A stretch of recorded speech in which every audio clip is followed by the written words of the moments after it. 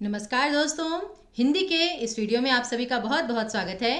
और जैसा आप जानते हैं कि सब इंस्पेक्टर के लिए हम आपके लिए रिवीजन के लिए बहुत सारे एमसीक्यूज आजकल ला रहे हैं और मुझे पूरी आशा है कि आप जितने भी एमसीक्यूज हैं सभी को अच्छे से कर रहे होंगे, क्योंकि हम व्याकरण के सारे विषय जो हैं वो इनमें इंक्लूड करते हैं, सम्मिलित करते हैं। लेकिन याद रखिए, ज़रूरी नहीं कि ये वाला जो वीडियो है ये सिर्फ सब इंस्पेक्टर के लिए ही ज़रूरी है। जिस भी परीक्षा में हिंदी व्याकरण आती है, अब आपका वो पटवारी का हो, जेओआईटी का हो, टीजीटी कमीशन का हो, कोई भी ऐसा पेपर हो जहां पर आपको हिंदी व्याकरण आती है, ये वीडियो सभी के लिए महत्वपूर्ण है। तो चलिए फिर दोबारा से आज एक मॉक टेस्ट पेपर जो है वो स्टार्ट करते हैं। ध्यान रखिएगा, कुल मिलाकर हम 30 प्रश्न करेंगे और 30 प्रश्नों में मैं ये आपसे अपेक्षा करूंगी कि जितने प्रश्न हैं पहले आप स्वयं से उसका उत्तर देंगे और फिर जो हम उत्तर बताएंगे उसे आप ध्यान से देखेंगे कि आपका सही था या गलत था। अगर आपका सही था, वेरी वेल डन। नहीं सही था तो कहाँ गलती थी? क्या आपको उस विषय की जानकारी नहीं थी, या फिर आपने जल्दबाजी में सिली मिस्टेक कर दी, या आते हुए आपने कि कुछ और लॉजिक लगा दिया? तो ये सारी चीज़ें आपको एनालाइज करनी होती हैं जब हम आपके साथ एमसीक्यूज डिस्कस करते हैं। तो तैयार हैं आप सभी? जल्दी से प्रारंभ कर दीजिए। फिर पहला प्रश्न आपके सामने है, तुम्हें अब सो जाना चाहिए। इस वाक्य में कौन सा वाच्य है? अब बहुत समय से हम कि समास, संधि, उपसर्ग, प्रत्यय, इनके प्रश्न तो करते ही रहते हैं, लेकिन वाच्य को तो हम भूल ही जाते हैं भाई। सरल संयुक्त वाक्य भी कर लेते हैं लेकिन वाच्य को भूल जाते हैं, जो कि हमें बिल्कुल नहीं भूलना। वाच्य से संबंधित प्रश्न भी पेपर में पूछे जाते हैं। और वाच्य क्या होता है? ये आपका 3 प्रकार का होता है, कर्तृवाच्य, कर्मवाच्य और भाववाच्य। वाच्य में हमेशा एक चीज ध्यान रखिए, और ये मैं थोड़ा सा डिटेल में आपको इसलिए बता रही हूँ क्योंकि अगले जो 2 प्रश्न हैं वो भी इसी पर संबंधित हैं। तो ये सबसे पहले तो वाच्य में आपको देखना होता है कि वाक्य में क्रिया कहाँ पर है, क्रिया कौन सी है, और ये आपका स्टेप 1 है। और दूसरा स्टेप आपका क्या होता है कि जो क्रिया है वो किसके आधार पर बदल रही है।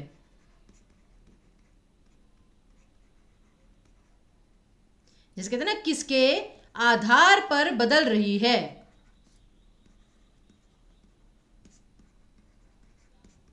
ये बेसिकली आपको चेक करना होता है। सबसे पहला काम आपको पूरे वाक्य में क्रिया शब्द छांटना है।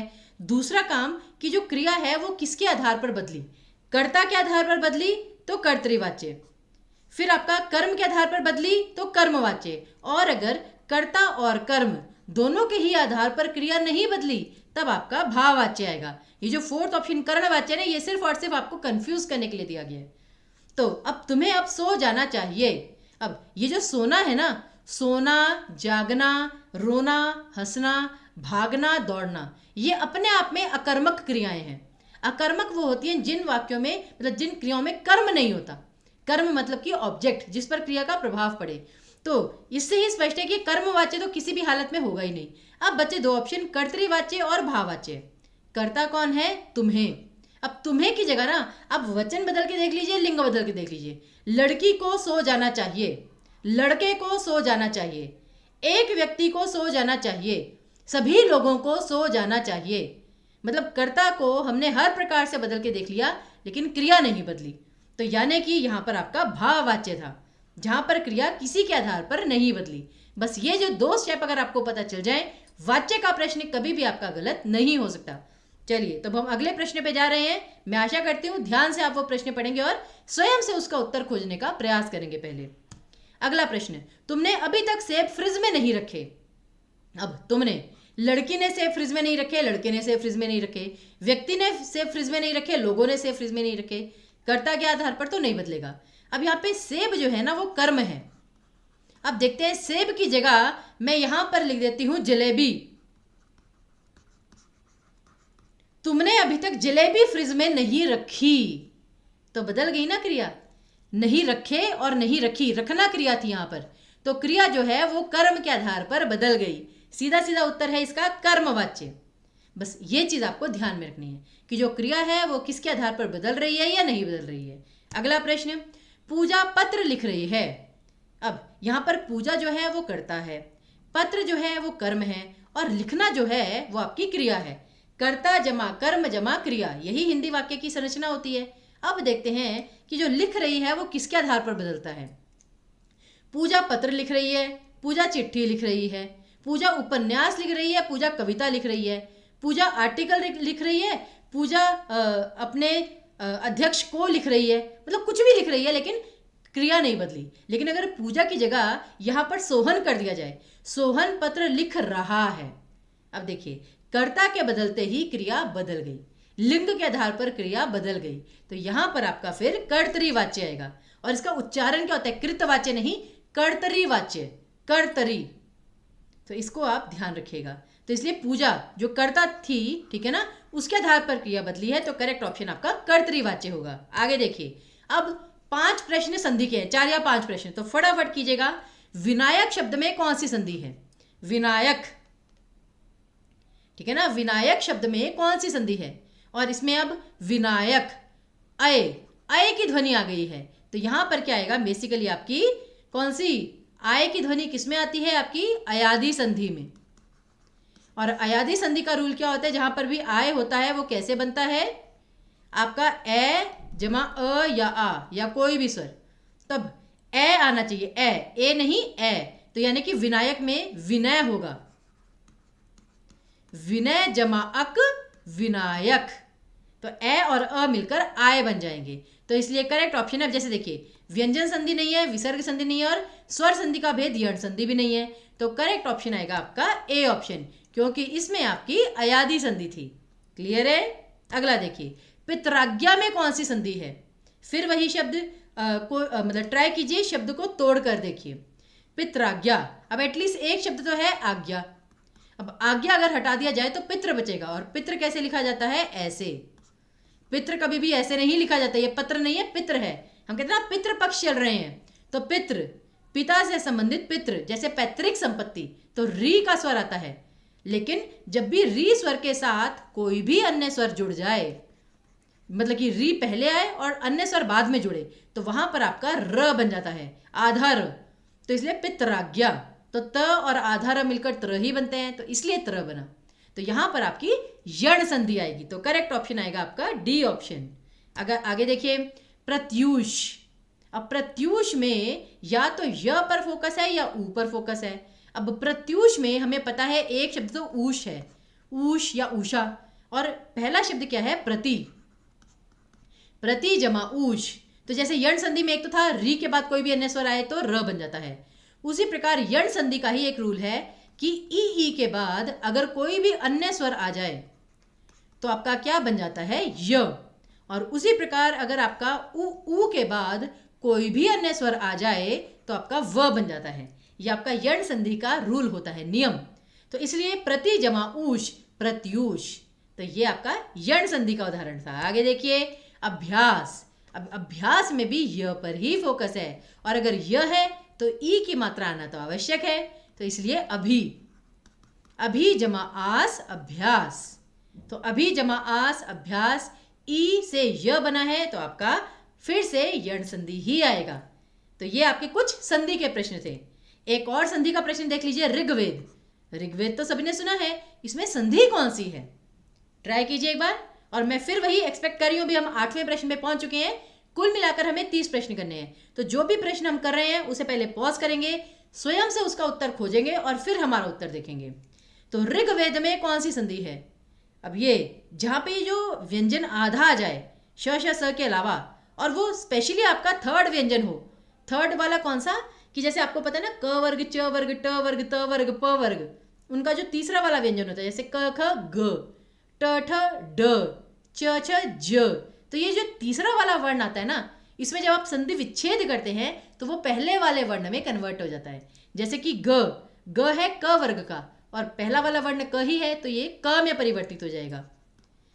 कि जैसे ऋक जमा वेद ऋग्वेद, जैसे होता है वाक जमा ईश वागीश, होता है ना वाक जमा ईश वागीश, तो उसी प्रकार से यही है ऋक जमा वेद ऋग्वेद। तो यहां पर आपकी व्यंजन संधि आएगी, याद रखिएगा ये चीज। आगे, निराहार में कौन सी संधि है? निराहार अर्थात बिना आहार के, और इसमें ये कैसे बनता है? जैसे निर उपसर्ग आता है, निर जमा आहार, लेकिन निर जो है वो अब आपका व्यंजन में तो नहीं आएगा, क्योंकि ये आते ही जहां पे निर उपसर्ग होता है वो संधि में आके विसर्ग में परिवर्तित हो जाता है। निहि जमा आहार, निराहार। उसी प्रकार जहां पर निर या फिर दुर उपसर्ग आ जाए, जैसे दुर्व्यवहार, दुर्व्यवस्था, ठीक है ना, दुराचार, तो वो भी आपका दुहु उपसर्ग में परिवर्तित हो जाता है। तो निराहार में आपकी विसर्ग संधि आएगी, निहि जमा आहार निराहार। तो ये भी एक नियम है, इसे भी याद रखिएगा। आगे देखिए मुहावरे लोकोक्ति। ऐसा हो नहीं सकता कि मुहावरे लोकोक्ति से पेपर में प्रश्न न आए। आंखें भर आना, आंखें भर आना का अर्थ क्या होता है कि उसको देखकर मेरी आंखें भर आई, मतलब नो डाउट कि भाव विभोर हो गए, दिल भर गया। लेकिन जैसे कभी कभी कहते हैं ना मेरा तो दिल भर चुका है, लेकिन क्या है कि आंखें भरना तभी कहा जाता है जब आंसू आए। अब कभी कभी क्या होता है कि आप मतलब इतने खुश हैं लेकिन आप खुशी के मारे हंस रहे हैं, रो नहीं रहे हैं। तो अगर आप खुश हो रहे हैं, भाव विभोर उठे हैं, तो इसका मतलब ये नहीं आपकी आंखें भर आई। आंखें भर आने का अर्थ है कि आपके आंसू आ गए। तो इसलिए करेक्ट ऑप्शन जो आएगा वो ए ऑप्शन आएगा। तो इसलिए याद रखिए ऑप्शंस जो हैं वो बहुत क्लोज आएंगे, आप कंफ्यूज हो सकते हैं। तो सारे विकल्पों को ध्यान से पढ़िए और फिर उत्तर का चयन कीजिए। आगे देखिए असंभव कार्य करना के लिए सही मुहावरा क्या होगा। अब जरूरी नहीं कि हमेशा आपको मुहावरा दिया जाए और उसका अर्थ छांटना हो, कभी कभी आपको अर्थ दे दिया जाता है, आपको उसका मुहावरा छांटना होता है। तो देखिए असंभव कार्य करना, अब आसमान सर पर उठाना, ये तो ये मतलब होता है कि आपने किसी को बहुत परेशान कर दिया। जैसे कहते हैं ना कि घर में बच्चों का रोना सुनकर पिताजी ने आसमान सर पर उठा लिया कि बहुत परेशान कर दिया, वो नहीं। आसमान पर दिमाग होना, कुछ ज़्यादा ही ऊंचा सोचना।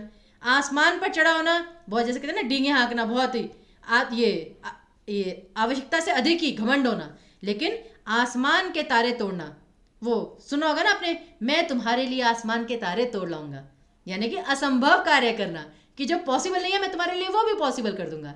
तो करेक्ट ऑप्शन आएगा आपका डी ऑप्शन। आगे देखिए अरण्य रोदन का क्या अर्थ है। यहाँ पर आकर मोस्टली स्टूडेंट्स फंस जाते हैं, क्योंकि मुहावरे लोकोक्ति तो वो जनरली पढ़ते रहते हैं, लेकिन ये सिर्फ 2 शब्दों का, इसका क्या किया जाए।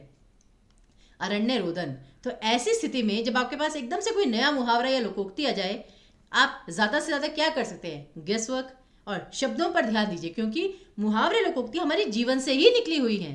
तब जैसे अरण्य, अरण्य का मतलब क्या होता है, जंगल, और रोदन मतलब क्या होता है कि आप रो रहे हैं।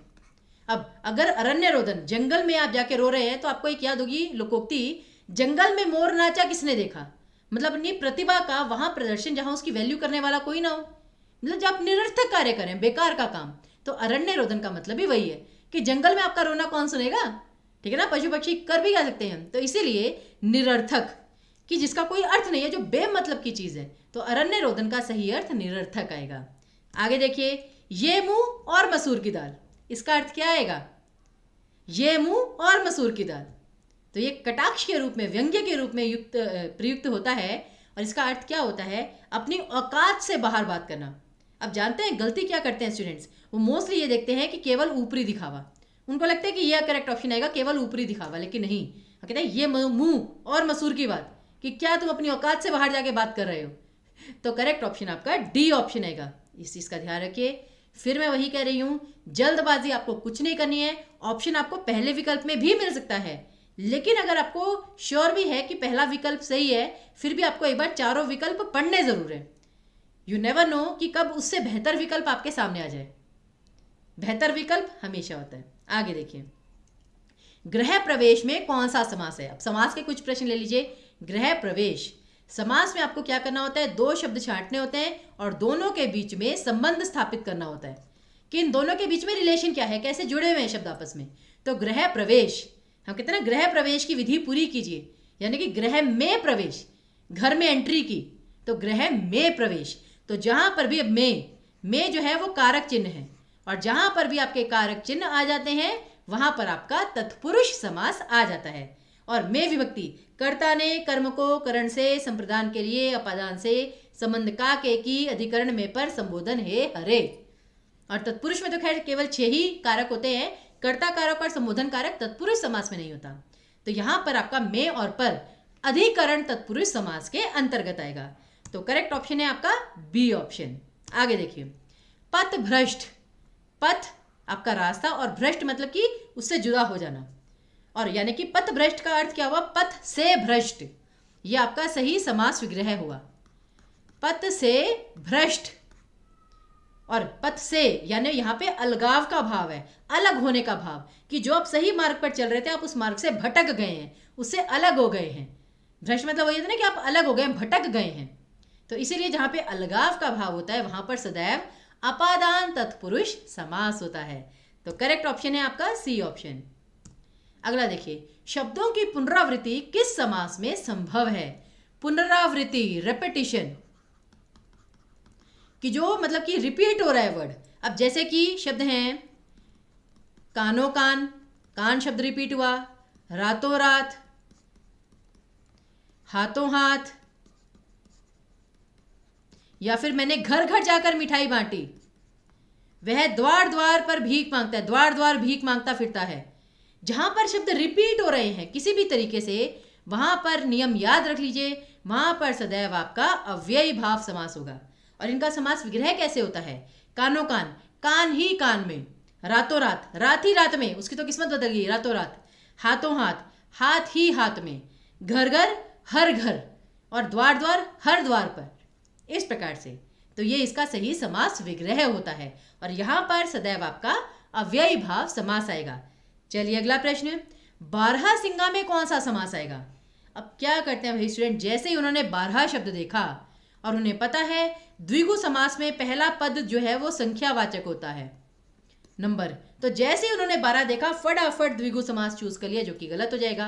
अब क्या है देखिए, 12 सिंगों वाला, सिंग जो होते हैं वो केवल एक ही पशु के नहीं होते, सिंग बहुत सारे पशुओं के होते हैं। और 12 सिंगा अर्थात जिसके 12 सिंग हो, तो जरूरी तो नहीं कि ये केवल और केवल एक ही उसके होंगे। लेकिन अब ये 12 सिंगा जो है वो जैसे ही हम बोलते हैं ना, हमें शब्द देखना है कि वो मोस्टली किसके संदर्भ में प्रयुक्त होता है। जैसे ही हम 12 सिंगा वर्ड सुनते हैं, सबसे पहले हमारे माइंड में केवल और केवल एक ही छवि उभरती है 99% लोगों के माइंड में, वो हिरण जो है जिसके इतने सारे सिंग होते हैं, 12 सिंगा। तो इसलिए जब 12 सिंगा जो है वो 12 सिंग वाले के लिए नहीं, एक विशेष हिरण के लिए प्रयुक्त हो रहा है, तब वहां पर फिर आपका बहुव्रीहि समास आएगा कि ना आपके लिए 12 इंपॉर्टेंट था ना सिंगा इंपॉर्टेंट था, आपके लिए एक वो स्पेशल हिरण जो है वो इंपॉर्टेंट था, तीसरा अर्थ निकल रहा था। तो यहां पर फिर आपका बहुव्रीहि समास आएगा। अगला देखिए, कौन सा विदेशज उपसर्ग से निर्मित शब्द है? विदेशज उपसर्ग, विदेशज का मतलब क्या हुआ? वो हिंदी या संस्कृत से ना लिया गया हो, हिंदी व संस्कृत का उपसर्ग ना हो। अब आप कहेंगे मैम ये भी याद करना पड़ेगा कि हिंदी और संस्कृत के कौन से होते हैं। मैं कहती हूँ उसके लिए आपको टेंशन लेने की कोई जरूरत नहीं है, आप पूरा शब्द देख लीजिए, आपको पता चल जाएगा कि वो शब्द हिंदी का है या नहीं है। परहित, परहित मतलब कि दूसरों पर हित, परहित यानी दूसरों का हित। पर मतलब कहते हैं जैसे परदेश, दूसरा देश, तो पर मतलब कि दूसरों का हित, और पर हित, हित जो है वो तो आपका प्रॉपर संस्कृत का शब्द है, तो ये आपका विदेशज उपसर्ग नहीं है। प्रतिलिपि, प्रतिलिपि भी जो है वो शुद्ध हिंदी का शब्द है, प्रति उपसर्ग, तो ये भी नहीं। समतल, समांतल, सम जैसे समसामयिक, समभोग, समतल, सम मतलब कि समान, बराबर, तो इसलिए ये जो सम होता है ये भी आपका हिंदी का ही उपसर्ग है। लेकिन दरअसल, दरअसल जो है क्या ये आपका हिंदी का शब्द है? ना, दरअसल, दरकिनार कर देना, ये आपके उर्दू फारसी मूल के शब्द हैं। तो बस यहीं से आपको पता चल जाएगा कि आपका विदेशज उपसर्ग वाला शब्द कौन सा है।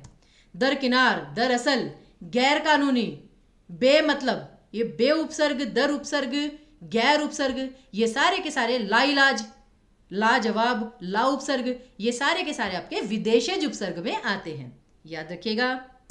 फिर देखिए किस शब्द में भिन्न उपसर्ग है? अब उपसर्ग प्रत्यय के प्रश्न तो बहुत आते हैं। पर्यावरण कैसे बनता है? परि जमा आवरण। परीक्षा कैसे बनता है? परि जमा ईक्षा। परिहास कैसे बनता है? परि जमा हास। लेकिन प्रत्युत्तर कैसे बनता है? प्रति जमा उत्तर। तब आपको स्वयं पता चल गया होगा कि पहले 3 शब्दों में परि उपसर्ग था, लेकिन चौथे विकल्प में आपका प्रति उपसर्ग था, तो बस यहां पर ही डिफरेंस था। तो करेक्ट ऑप्शन आएगा आपका डी ऑप्शन, कि भिन्न उपसर्ग वाला शब्द है आपका प्रत्युत्तर। आगे देखिए, अब आपको छांटना है भिन्न प्रत्यय वाला शब्द। भिन्न प्रत्यय वाला शब्द कौन सा है? शौर्य। अब मोस्ट स्टूडेंट्स को ये वाला जो क्वेश्चन है ये थोड़ा सा डिफिकल्ट है, क्योंकि मोस्टली आप ये वाला क्वेश्चन नहीं देखते हैं। अब शौर्य कैसे बनता है? बेसिकली मैं आपको बताऊं, शूर जमा य, ऐसे बनता है। हम कहते हैं ना बहुत ही शूरवीर, शूर, तो शूर जमा य शौर्य। औदार्य कैसे बनता है? उदार जमा य औदार्य। ऐक्य, ऐक्य कैसे बनता है? एक जमा य ऐक्य, ऐक्य होता है एक होने का भाव। लेकिन कार्तिकेय कैसे बनता है? कार्तिक जमा एय, अर्थात पहले 3 विकल्पों में य प्रत्यय था और आखिरी विकल्प में आपका एय प्रत्यय था, इसलिए करेक्ट ऑप्शन आएगा आपका आखिरी विकल्प कार्तिकेय। इस चीज का ध्यान रखिएगा। अगला प्रश्न, संज्ञा से निर्मित विशेषण शब्द कौन सा नहीं है? और याद रखिए ये इस प्रकार का जो शब्द होता है, प्रश्न होता है, वो बहुत महत्वपूर्ण होता है। संज्ञा से निर्मित विशेषण। अब नैतिक, ये किससे बना है? नीति से। नीति संज्ञा शब्द है, नैतिक विशेषण है। अच्छा हाँ, इसमें आपको पहले क्या करना है, पहले चारों शब्दों में देखना है कि चारों शब्द विशेषण तो है ना। अगर कोई शब्द विशेषण ही नहीं हुआ तो सही उत्तर वही हो जाएगा। नैतिक, हम कहते हैं ना ये हमारी नैतिक जिम्मेदारी है, तो नैतिक विशेषण है। हार्दिक बधाई, हार्दिक भी विशेषण है। दयालु व्यक्ति, दयालु भी विशेषण है। और लड़ाकू व्यक्ति, लड़ाकू भी आपका विशेषण है। अब आते हैं वो संज्ञा से बना है या नहीं। नैतिक नीति से बना है, संज्ञा शब्द है। हार्दिक हृदय से बना है, संज्ञा शब्द है। दयालु दया से बना है, भाववाचक संज्ञा बिल्कुल है। लेकिन लड़ाकू ये आपका लड़ से बना है, और लड़ जो है ये आपकी क्रिया शब्द है कि वो उसे लड़ गया। लड़ना, लड़ना क्रिया से बना है ये, तो इसलिए करेक्ट ऑप्शन है आपका डी ऑप्शन। आगे देखिए, विशेषण से निर्मित भाववाचक संज्ञा कौन सा नहीं है? अब विशेषण से निर्मित भाववाचक संज्ञा, तो पहले ये तो देखिए चारों भाववाचक संज्ञा है भी या नहीं। पौरुष बिल्कुल सही है, भाववाचक संज्ञा है। कालिमा भाववाचक संज्ञा है। नश्वरता, सहिष्णुता सभी की सभी भाववाचक संज्ञा है। अब आते हैं विशेषण से निर्मित कौन सी नहीं है। पौरुष किससे बना है? ये पुरुष से बना है।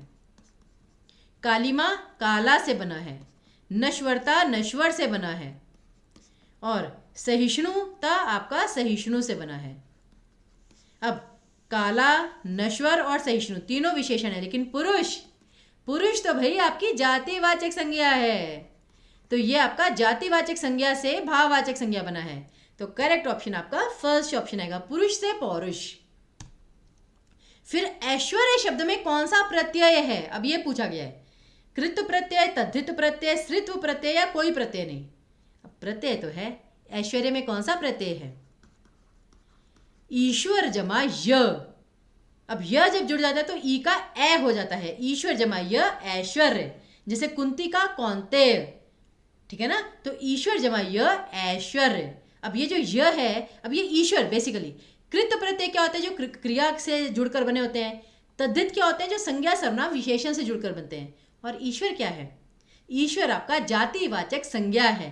तो यहीं से आपको पता चल जाना चाहिए कि तद्धित प्रत्यय आपका, ठीक है ना, करेक्ट ऑप्शन है। अब स्त्रीत्व प्रत्यय क्या होता है? ये भी होता है एक प्रत्यय, जैसे कि ई जो है बड़ी की मात्रा, ये आपका स्त्रीत्व प्रत्यय में आएगा। जैसे कि काला काली, दादा दादी, नाना नानी, चाचा चाची, काका काकी, तो जहां पर भी आपकी बड़ी की मात्रा आ जाती है वो काफी हद तक आपका स्त्रीलिंग शब्द को डिनोट करता है।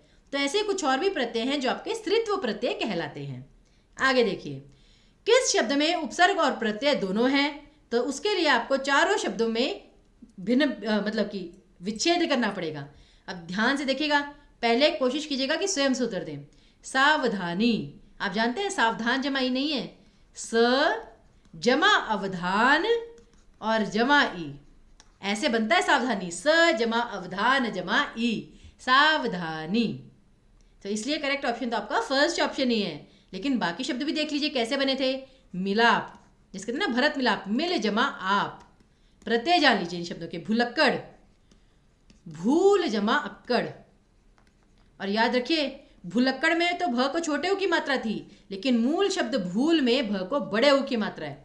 और ये मैं आपको क्यों बता रही हूँ, पेपर में आपसे पूछा जा सकता है कि भुलक्कड़ में मूल शब्द क्या है, तो उसमें क्या क्या ऑप्शन आपको दिए जा सकते हैं। जैसे कि भूल, एक होगा भूल, फिर एक होगा भूलक और एक होगा भूलक। तो आपको पता होना चाहिए भूल में भ को बड़े ऊ की मात्रा आती है। वर्तनी बहुत अच्छे से पता होनी चाहिए। और लिखावट कैसे बनता है? लिख जमा आवट। तो बस इस चीज को आपको ध्यान में रखना है। आगे देखिए, नीली कमीज वाले छात्र को ये किताब दे दो। अब ये वाक्य का कौन सा प्रकार है? सरल वाक्य, संयुक्त वाक्य, मिश्र वाक्य या संयुक्त मिश्र?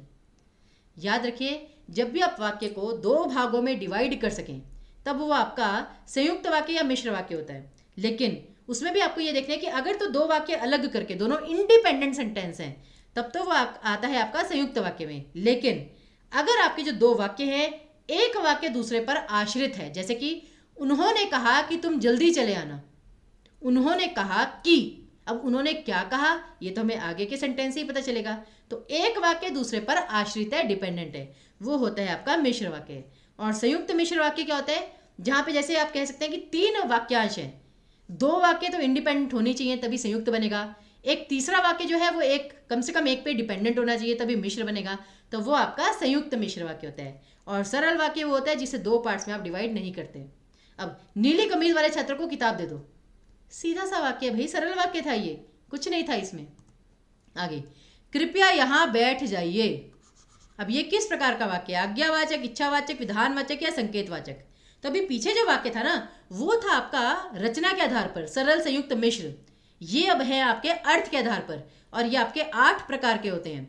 आज्ञावाचक, इच्छावाचक, विधानवाचक, संकेतवाचक, प्रश्नवाचक, संदेहवाचक, विस्मयवाचक, संकेत मतलब बहुत सारे वाक्य होते हैं। लेकिन अब कृपया यहाँ बैठ जाइए, याद रखिए जब भी आप किसी को कुछ करने के लिए कहते हैं, अब वो चाहे आदर पूर्वक कहें, चाहे डांट के कहें, ऑर्डर दें या फिर प्यार से वैसे ही रिक्वेस्ट करें, वो सारे के सारे आपके आज्ञावाचक में आएंगे। कि कृपया यहाँ बैठ जाइए, आपने आदर सूचक कहा, किसी बड़े को कहा कृपया यहाँ बैठिए, लेकिन आपने किसी से कुछ करने के लिए कहा तो वो आपका हमेशा आज्ञावाचक में आएगा। आगे देखिए, पानी ना बरसता तो फसल सूख जाती, अगर ऐसा होता तो वैसा होता। जैसे कि मैंने कहा था ना एक वाक्य दूसरे पर आश्रित है, मिश्र वाक्य। लेकिन अब यहाँ पे ऑप्शंस क्या हैं, संयुक्त वाक्य, सरल वाक्य, संकेतवाचक और संदेहवाचक। मिश्र वाक्य तो है ही नहीं। तो अब देखिए, ना ये संयुक्त है क्योंकि डिपेंडेंट है एक दूसरे पर, ना ये सरल है क्योंकि दो वाक्य है कि पानी ना बरसता तो फसल सूखना और पानी बरसना, दो भिन्न वाक्यांश है। तो ये आपका संकेतवाचक होता है, जहां पर होता है इफ दिस देन दिस, अगर ऐसा होता तो वैसा होता, अगर ये हुआ इसलिए ऐसा हुआ। तो जहां पर ये होता है इफ दिस देन दिस, वहां पर हमेशा आपका संकेतवाचक वाक्य होता है। इसे आप याद कर लीजिए। फिर अगले लास्ट के 3 क्वेश्चन आ गए, बस फटाफट कर लीजिए। अर्थ के आधार पर भिन्न शब्द छांटना है आपको, यानी कि इन चारों शब्दों में कोई एक शब्द ऐसा है, जैसे ये आपके अनेकार्थी शब्दों से संबंधित प्रश्न है। अगले 3 जो है वो यही वाले हैं, अनेकार्थी शब्द।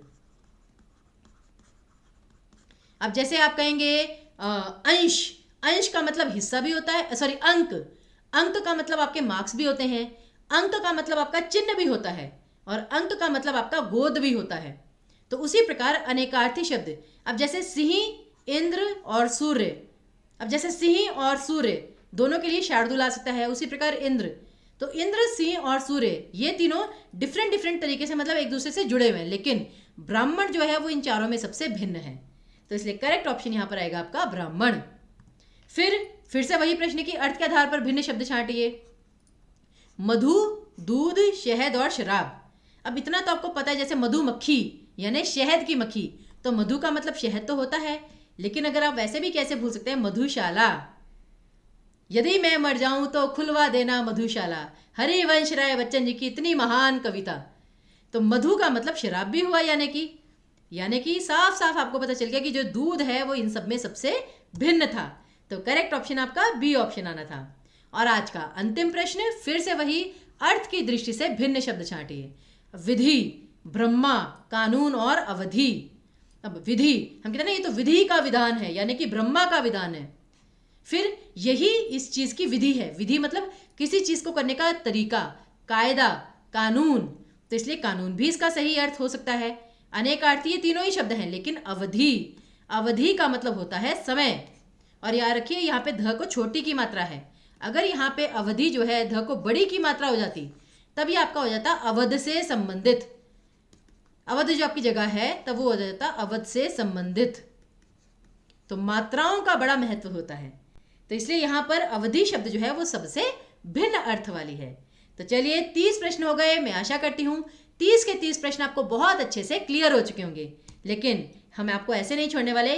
एक प्रश्न मैं आपके लिए छोड़कर जा रही हूँ और मैं आशा करती हूँ इसके सही उत्तर आप नीचे कमेंट बॉक्स में लिख कर जाएंगे और मैं पर्सनली उस पर आपको रिप्लाई दूंगी कि आपने सही उत्तर का चयन किया या नहीं किया। तो आप सभी से रिक्वेस्ट है कि इस प्रश्न का उत्तर आप नीचे कमेंट बॉक्स में जरूर लिख कर जाएंगे कि इन चारों में से अर्थ की दृष्टि से भिन्न शब्द कौन सा है, घन, बादल, घना या घनिष्ठ। ठीक है ना, मैं पर्सनली आपको कमेंट करके बताऊंगी कि आपने सही उत्तर लिखा या नहीं लिखा। चलिए जी, तो इसी के साथ हमारा ये जो वीडियो है वो यहीं पर समाप्त होता है। हम ऐसे ही आपके लिए नए नए एमसीक्यूज फ्री में लेकर आते रहेंगे और हमारी पूरी आशा है कि आपको इन एमसीक्यू से बहुत लाभ मिलेगा। तो तब तक के लिए अपने स्वास्थ्य का भी बहुत अधिक ध्यान रखिए और अच्छे से पढ़ाई करते रहिए। हमारी दुआ, हमारा विश्वास आपके साथ है। All the very best. धन्यवाद।